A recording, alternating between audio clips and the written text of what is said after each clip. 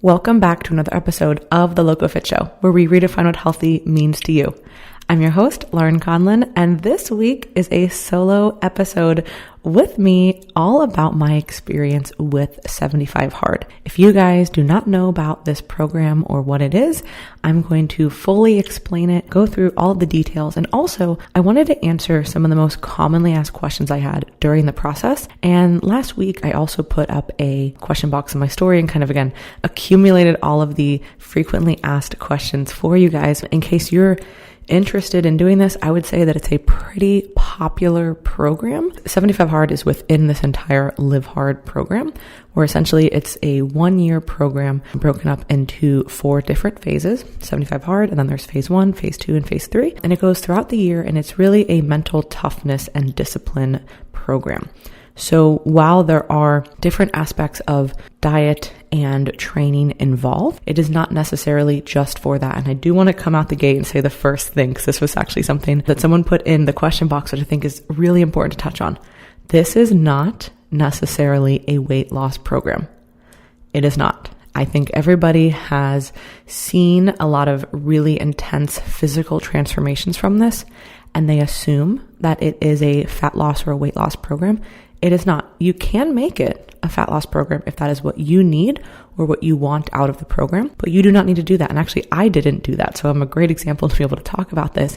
So out the gate, I want to talk about this is not a fat loss or a weight loss program. You are in control with what you want to do with the diet. And actually, that's what I loved about this program. So just a little backstory. So last year, I was working a lot on different, we'll just say mental thing, a lot of my mental health, and just really diving into a lot of different things in my life that required a lot of energy. It was very physically draining, although it was very mental in nature. So last year, I kind of just got into this place where I wasn't training as much, like I said, because I was dedicating a lot of this energy to other things, but then it kind of turned into like, all right, I'm not really going to train. And then I don't really feel like training, and then kind of getting a little lazy about it. Had some injuries, just all the normal stuff, right? And when I really look back on it, I was doing pretty good with my walks. Last year, I really reincorporated doing daily walks and honestly timing them, like you guys hear me talk about all the time, timing them around morning and evening sun exposure.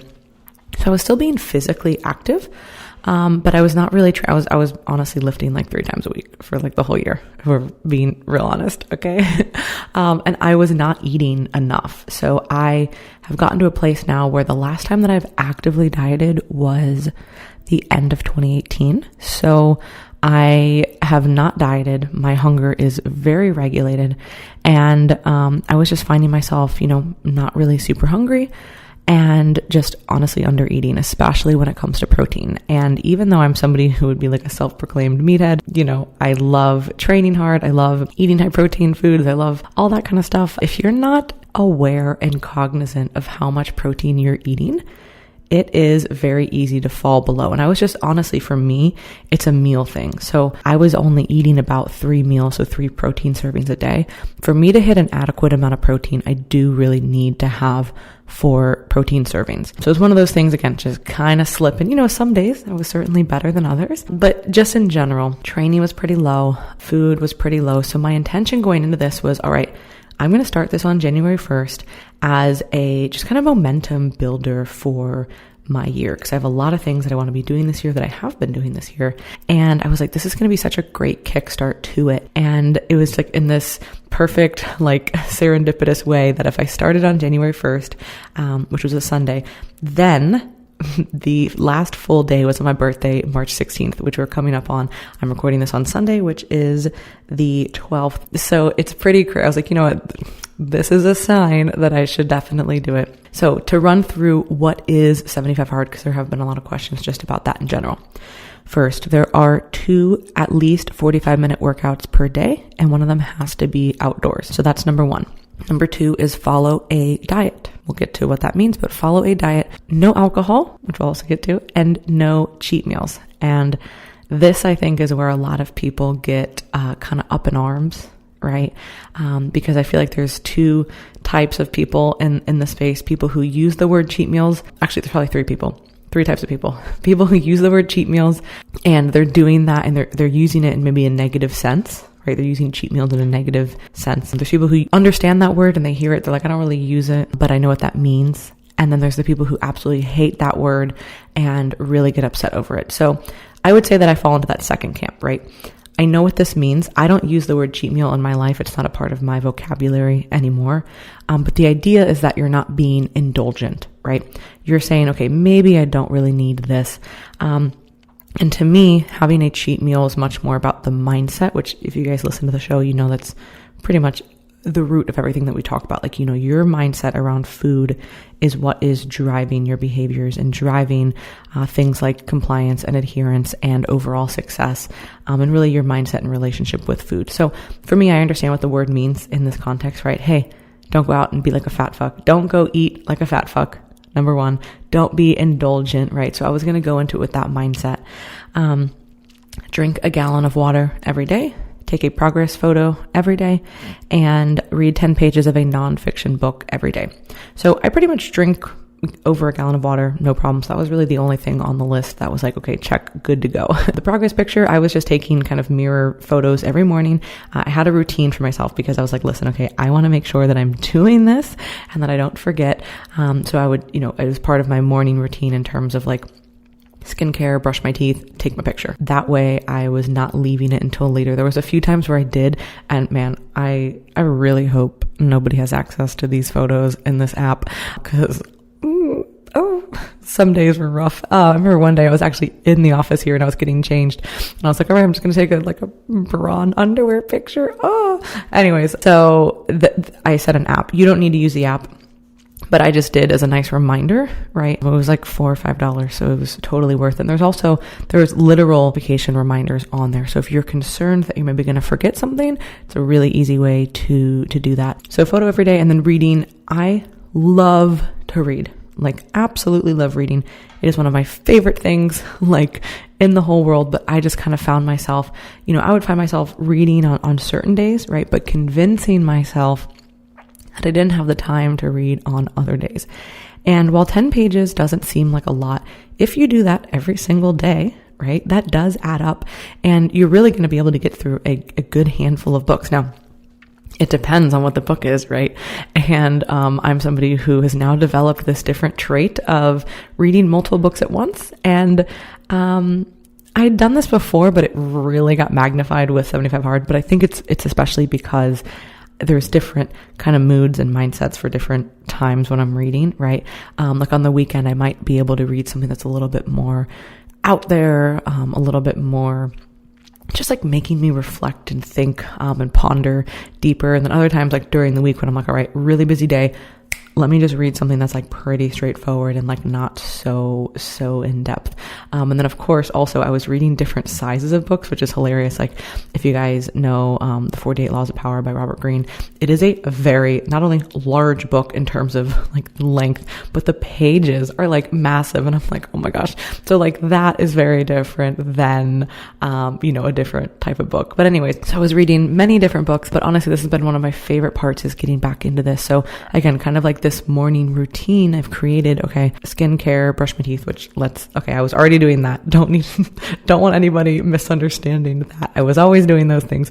Take my picture, go downstairs and make my coffee, always make a decaf with collagen, and then read my 10 pages and then journal, typically for, either a page or whatever, however much time that I have that day. It's going to depend, of course, on a certain work day, if I need to like get out of the house or just get right to work, or if it's a weekend, something like that. So typically that would be my morning routine, is getting that done and starting to drink fluids right away, which I typically always do. But for anybody who does struggle in this area, I know a lot of people who start 75 Hard are like, oh my God, a whole like gallon of water. Like, how am I going to do that? You have to start early. So for me, I would, as my coffee was brewing, I would actually make my greens. So I would put Opta Greens, Opta Reds, and then I've recently added hydration stick as well, which is just going to be an electrolyte stick. So I drink that. It's about 16 to 20 ounces of water, depending on how much I put in there. I have some regular water as well. Then I have my coffee, and I'm already like having the day kick started with all of that. And then in terms of the training, so what I like about this is that it's very structured in terms of like, hey, you need to do this, but it's also very open-ended to say like, you get to do whatever, you get to pick what books you're reading, you get to pick the types of training, you get to pick the diet that you're on. So for the training for me, so it's 2 45-minute sessions, and then one has to be outdoors. So like I mentioned in the beginning, I love walking. Typically I would break it up though, right? So I would do, usually my aim would be a daily morning and evening walk, at least 10 minutes in length. Sometimes I would only get one done, right? Just because of the day and like different calls and things of that nature. So I would know, okay, I'm going to extend this walk. Usually I would try to get like 20 in the morning and then usually around like 10 in the evening. So me doing a 45-minute walk wasn't a ton different in terms of time, but it was, because 45 minutes in one block is very different than 10 to 20 minutes in 2 different periods of time. And I know people are going to go, well, yeah, no shit, but I'm just saying it is something to consider when you're planning your day.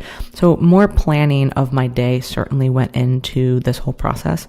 And then anecdotally, and there is some scientific rationale behind this. I don't believe, to my knowledge, that there is any study on this, but I certainly felt different doing these longer walks in terms of just how my physique felt, right? Instead of doing, two walks that maybe were the same length, doing one longer one. And of course, as we know, for, fat oxidation, you're going to have to break down the triglyceride and then start to use the free floating fatty acids now for energy instead of having them re-estrify, back into your bloodstream. So all of that, I know from a physiological basis could be why I'm seeing this. But again, just kind of an anecdotal thing that I'm going to be interested to play around more with clients. And I actually have with some, who are doing more cardio. I'm like, listen, I want to see if we notice any difference with longer sessions. So anyways, typically I would do a daily outdoor walk. When I was in Colorado, the only time I did, someday I would do outdoor walks as well, but I would count my skiing as an outdoor workout, which was about like 4 hours. So definitely pushed past the 45-minute mark there. No problem. And for anybody who doesn't say that skiing is a workout, I'm a Florida girl who has skied 3 times in her life. So it was certainly a workout. And then for the second part, typically what I would do is I would lift. There's sometimes a CrossFit, like a cardio based CrossFit class that I go to. Sometimes I would do yoga. I use the Down Dog app. It's really, really great. I think it was like $50 for the year. So I'll do that, or potentially another cardio session, right? So that would kind of be my second workout. So sometimes it might be outside because I might be doing another cardio session, but usually I would try to do something else. So the only time that has been like a huge hindrance has been actually this past week, which we'll get to. But so that's training, right? So 2 workouts. And then in terms of diet, follow a diet. So that is where the beauty of this again lies, that there's enough structure, but you are open to determine what you want to do. So for myself, because I had been under eating and my goal was, I want to eat more, and I want to be a little bit more on top of what I'm doing. So I had a protein minimum, a fruit minimum, and a vegetable minimum every day. And of course I could go over that, but those are my minimum targets. And then I was actively trying to eat more. So again, this is not necessarily a fat loss program. And, I have not really gained, the last time I weighed myself, I hadn't really made many changes. Actually, when I first started, I definitely did drop some weight, just of course with some of the added activity, and my hunger hadn't caught up yet. So interestingly enough, now I am in a more normal hunger signal, like whereas before I was trying to eat more and it was such like, I'm really forcing myself to eat more. Now that I have been doing this for almost 75 days, my appetite is much more regulated in the sense that I'm actually getting hungrier. So that's why I think my weight has come up a little bit, but I do feel like I'm at a better body composition slightly. So that was really exciting. Again, the reason I did this was not purely body comp reasons. If I wanted to have an absolutely insane body composition change, I could have, and I would have changed how I did things. However, the point of this for me was mostly mentally to get back to myself. It was really nice to just kind of turn that like on switch again, right? I first want to touch on one of the common questions is how close did you come to failing? And I would say that the overarching theme was I didn't. And I know I still have a few more days left, but I can confidently say that I'm not going to, because it's never even been an option for me. And this is something that I have developed over the years through athletics, especially with competing in physique sports for so many years. It's this just kind of no options mentality. And people would ask me, oh, what day are you on? And I would have to look it up in the app because I really didn't know. That I knew when it was over. It's over on March 16th. And there were many days that I was challenged, right? There were some days where I was physically challenged. I was very tired. I was very run down. The last thing on planet fucking Earth I wanted to do was do another workout, right? But I did it. It wasn't even an option. It was just like, all right, I gotta get it done. Number two, there were some days where mentally it was a really big struggle, right? Just dealing with some mentally draining things. Everybody has certain days and weeks that are a lot harder. And yeah, those days, it's just like, I don't want to get this stuff done. I don't want to train. I don't want to eat this food. I don't want to do these tasks. And then there were some days and weeks that were much harder with my schedule. So whether, some travel or some family stuff, or, especially like the ski trip that I took, it was, okay, this is going to have to be a little bit more regimented. I get up at 5. I do a work block. I do my reading and journaling. I go do my first workout. Then, come back. I have to plan this food. I got groceries delivered, so that, I would say that the ski trip was probably the biggest planned trip that I had in terms of hitting all of the goals, because when you're on the side of a mountain for most of the day, you have to be much more cognizant of your food intake when I have these targets that I'm trying to hit. And then also just the reality of getting work done and also getting the second workout. So that meant waking up early and doing all of my things. So I would say that there were some days that were hard. And then this past week, actually, so I went back to Jiu Jitsu last week, and, I hadn't trained, let's just say close to 9 months, right? It's been a minute since I've been, and, I went to class for an hour, and then I rolled, not for an hour straight, but I had several rolls. And, most people don't think about this, but when you're doing jiu-jitsu, you actually use your feet quite a lot. And in our normal life, we do, but not like that, So I used to have this issue when I would train where my foot would have this very weird flare up. It would be swollen to, look swollen, feel physically awful, wake me up in the middle of the night with excruciating pain. And basically walking and doing anything is hard for a few days to a week. And so Saturday happens. This was last Saturday. And then I wake up Sunday. Oh, I'm kind of feeling it, but everything kind of hurts because I just did jiu-jitsu for the first time, and I've been training twice a day, right? Kind of normal. So I do my stuff on Sunday, and then Monday I was like, oh no. I was woken up in the middle of the night, oh, here we go again. And the only thing that I ever found to help that was complete rest. I'm talking as sedentary as possible. And I was like, well, this is certainly going to be a challenge with training twice a day. So walks were out, yoga was out, and lifting was going to have to be modified quite a bit. So all the things that I've been doing were quite a challenge. So I have a very, very old, janky skin bike, oh my God, a skin bike, really old spin bike. And so I rolled it outside, and I did that for most of the week for my outdoor workout. And then for my second workout, I would lift, but I would just have to do a modified lift in terms of how much weight bearing stuff I could do, and really just the movement patterns and the total weight that I was using. So today finally is feeling a little better. I did do, for my outdoor workout, I did about 20 minutes of a walk, or I broke it up. I did half of a walk and then go right on the spin bike. So I didn't just jump right back into it. But hopefully the next few days I'll be a lot more manageable in terms of all of this. So as I say all those things, I'm like, man, there really was a handful of things that did come up.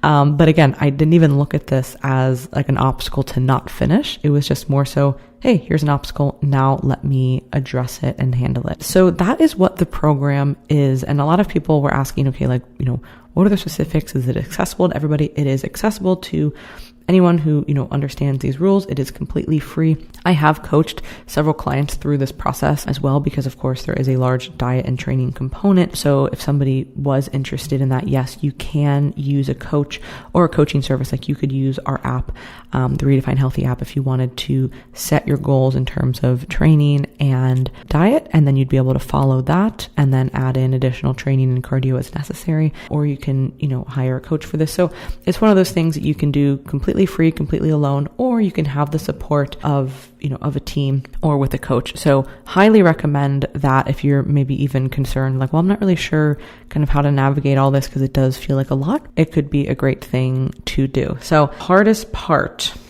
So I would say that the hardest part has just been not socially drinking. And I'm somebody who, if you guys follow me, like, your girl likes a drink. She likes I love the whole atmosphere of like a cocktail bar and like the creativity behind it and like the fun behind it.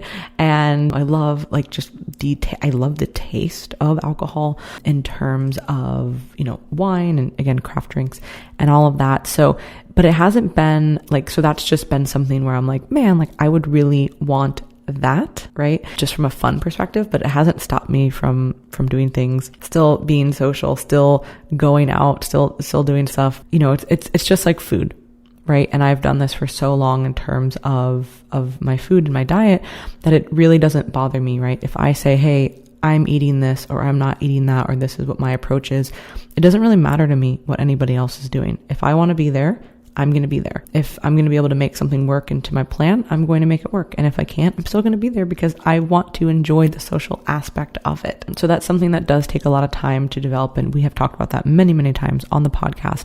And I'm not trying to downplay it because it certainly is hard. The social pressure to do things or not do things is a really big challenge for people. But the best way to go around this is to have a goal that you're very, very serious about and you want to achieve. So for me, it was like, I'm not going to not do this. So if I want to go those places, I'm going to go, and I'm just not going to enjoy a drink, and I'm not going to eat in this way. Simple. I'm going to make sure that I get up and I do my training, even when I don't want to. So again, it's one of those things that it's just like, you have to commit to it. And that no options mentality, certainly kicked right back on for me. Which goes really nicely into this next question of, is it sustainable? And I think besides the cheat meal, part of it all, right, where people get all up in arms, I think that a lot of people hear this and see this kind of program and are like, oh my gosh, this is so unsustainable. Nobody could do this every day, or they don't need to do this every day, right? And I would say that it more so comes down to really what the individual needs, right? Everybody operates very differently. And this is something that I have accepted and learned and understood much more after coaching for 10 years and working with a very, very wide variety of individuals. Some people are wired different than others, right? I think we all know that. And of course, the goal is to be able to, work on people's flexibility and work on their mindset and work on their long-term results, and their lifestyle and all of this. But that doesn't mean that we can have the similar goals. Like, these are the things that I want my clients to have, but how they get there is going to look different for each one of them, right? So there are some people who would say that this is not sustainable. There's absolutely no way that someone could do this all the time. And I would say, no, there are people who this would fit their lifestyle really no problem. And it would actually make them better.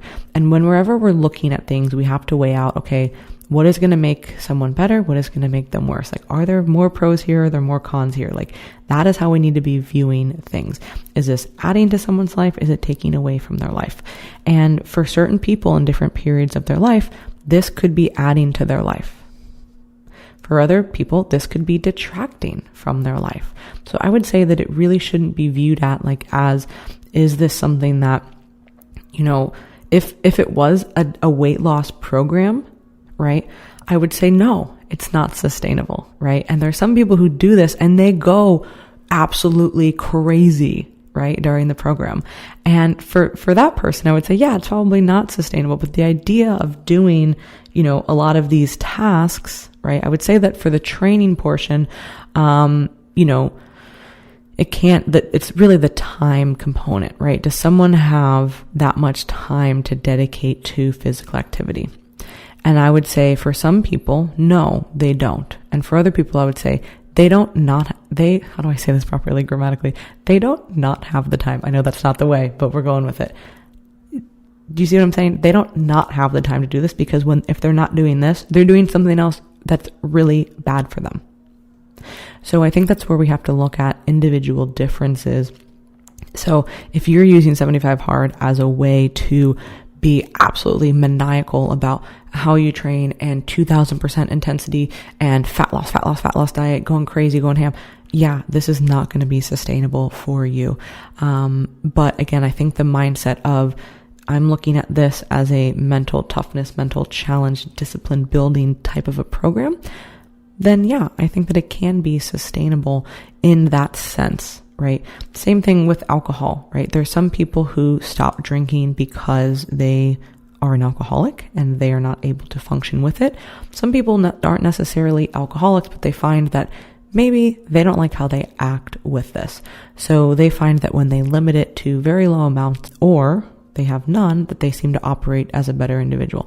Same thing could be said for certain types of food for certain people, right? Some kinds of food can be a really, really big hindrance and problem for people. It's not just about the food, it's about everything else that happens with it, right? Or the other foods that happen alongside of that. So, I would say, hey, let's get to a place where we can figure out how to balance all of these things, but everyone is in a different place in their journey. So I would say if you're viewing this as something that is unsustainable in terms of how you're approaching it, then yeah, it's going to be.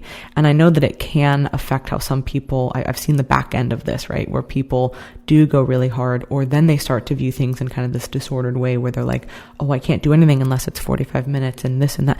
No. That's where we've kind of created a problem, right? We can still view movement, right? Like in terms of a 45-minute cardio session, right? You can do cardio for 45 minutes, or you can still go for a walk for 10 minutes, and that's going to have its own benefits that are separate and different, but just as important. So again, I think as always, it's the mindset behind it. And the unsustainability factor mostly stems from the amount of time spent with the two separate sessions and the one of them having to be outdoors. I think that's really where it can be a struggle for some people. But like I said, there are some people who that would fit perfectly into their life.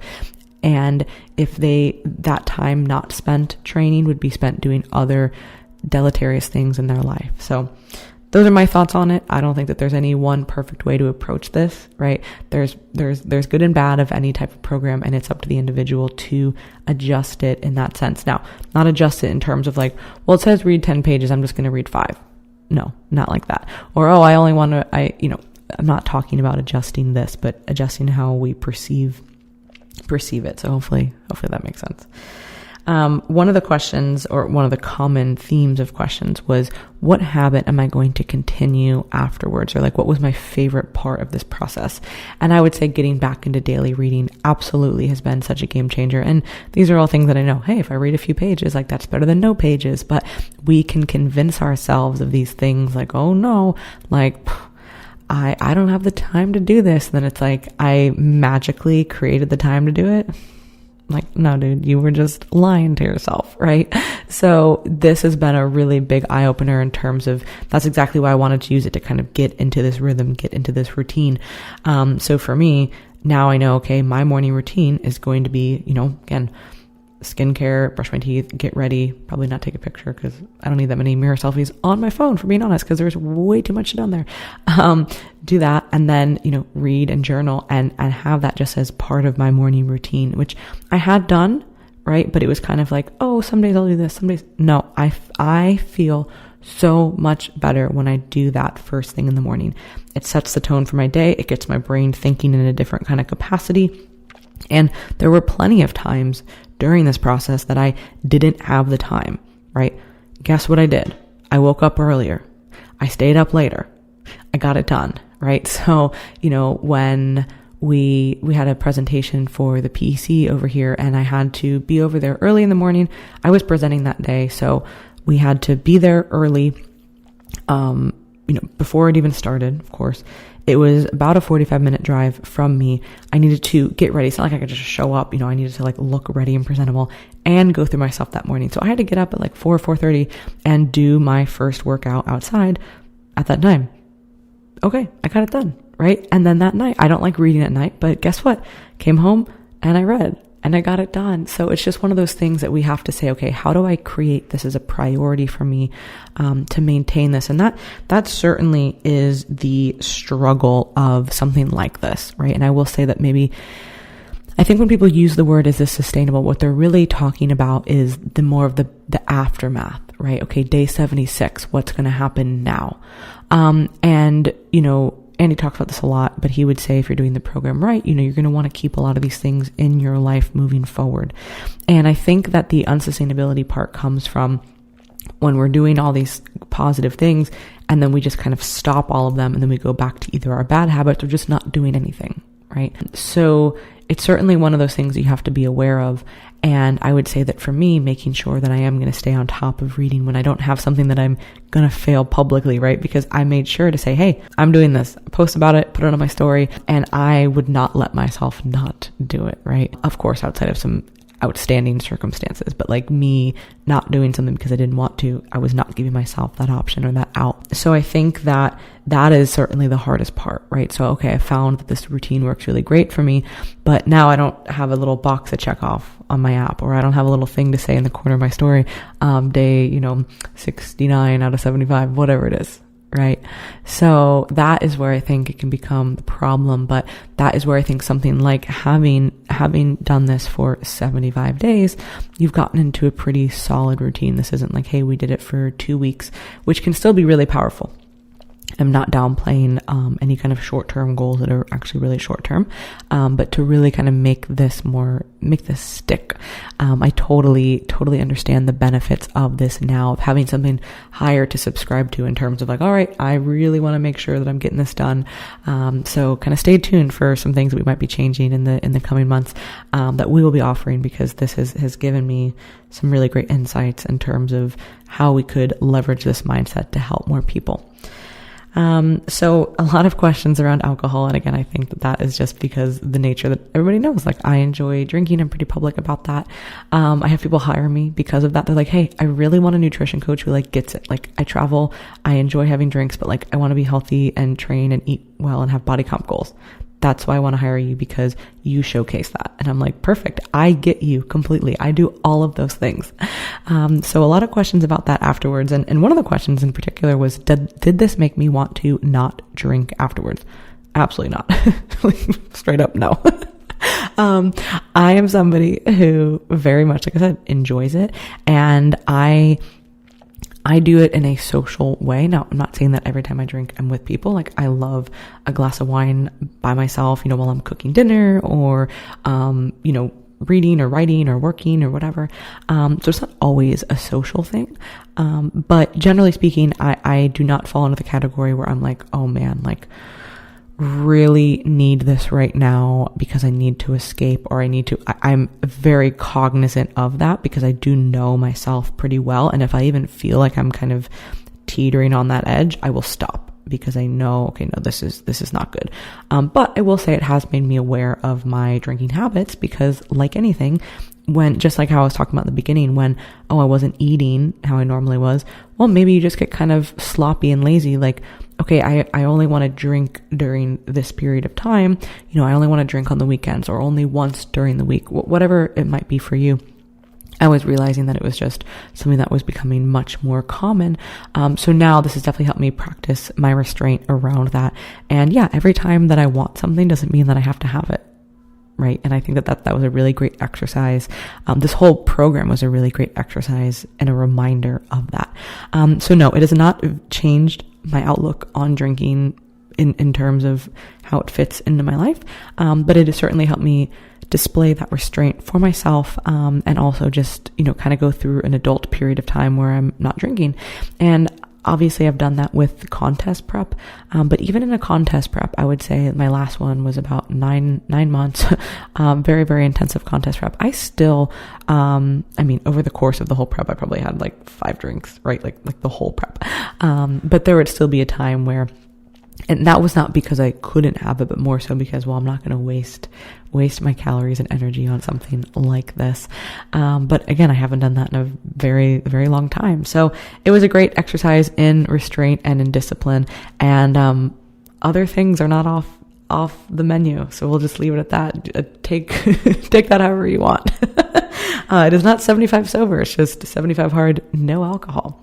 And then lastly, the last question is, would I do this again? I've been getting asked this too now that I'm kind of finishing up. And I would say yes. I think it was I had a really great experience. I would be interested maybe in doing it differently, like, cause there are so many different things to play with in terms of like diet and training. So I really could go through it with a different lens of like, hey, I'm really going to make sure that my training is dialed in for the next 75 days. Or, hey, I'm going to really make sure that my diet is dialed in for these goals for these 75 days. So it could be an interesting, cool way of also like approaching that. So yeah, never say never. I had a great experience with it and would encourage anybody, if you've seen it. The reason I started doing this, like I said, I found myself in this space where I really needed something. I've worked with First Form and known Andy for many years. So I've known many, many, many people who have done it, but I never really had the desire to do it. I just didn't. I didn't not have the desire, but I just didn't have it in me. And then something in November clicked inside of me that said, you should do 75 hard. And I was like, okay. And then I was like, I kind of thought on it for a few weeks and I was like, man, if I actively had this thought and if I don't do it now, I'm going to be upset at myself. And I know that. So that's when I committed to it. So you know what? I'm going to do it. Start January 1st. Wham, bam. And it's been great. So it is let me look. See, speaking of, I can't even remember. I know I'm almost done. This is why the app is helpful. Today is day 71 on this recording. So just a few more days left.